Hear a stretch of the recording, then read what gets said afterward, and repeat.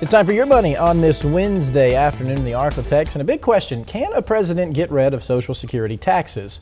Joining us today to clear it all up, Colin Evans with Evans Financial Group. So, Colin, can he?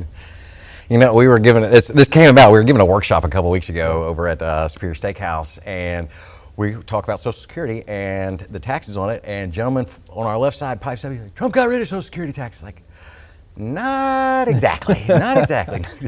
You know, let's start. Social Security is funded by payroll taxes, and about 6.2% comes from the employee, and another 6.2% is matched from the employer. That has not changed whatsoever.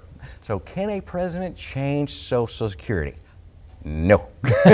We're just going to go with no. Easy answer. Now, he can actually request it. He can put in put it in for bills and put this up, but this is a congressional matter. So he can just kind of, impose this and like, here, is this going to be done? Right. And then we leave it up to Congress and they're going to crucify it or do whatever they do. However, we have to enter in the OBBBA, which is the opportunity to boost benefits for Americans. And here's the big thing of what occurred with the Social Security taxes.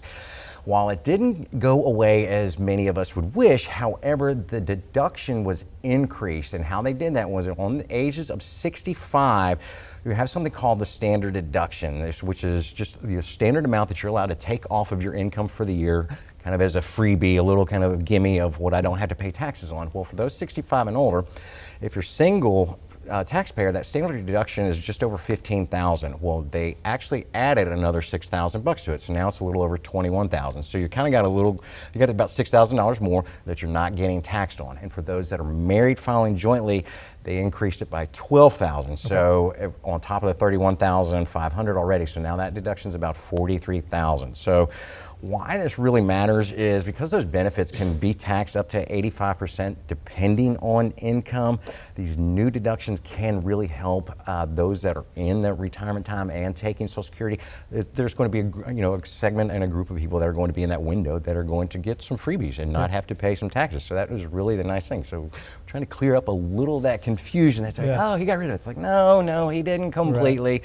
We got some perks with it, and there are some additional deductions to helpfully offset that, and that's really the way that kind of checks and balances worked out when Trump wants to propose this, and Congress says, whoa, here's what we'll allow, and here's what we're going to go with. So that's really, we hope we can clear that up a little bit. Yeah, and oftentimes the simple question has a complex answer, and this is certainly one of those times. It does. Of course, when Uncle Sam is sticking their hands into it, anything that deals with taxes, there's going to probably some formula and some equation that's going to take a mathematician to figure this out for the rest of us.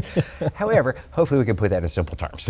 And if someone does need a mathematician or whatever to help out, how do they get a hold of you guys? You can find us on the web at evansfinancial.com or kick us an email to info@evansfinancial.com. Okay, one more question. The weather's been pretty nice, right? Man, that was great last night. Yeah, it's been incredible. And let's see if it'll keep up now with Patrick.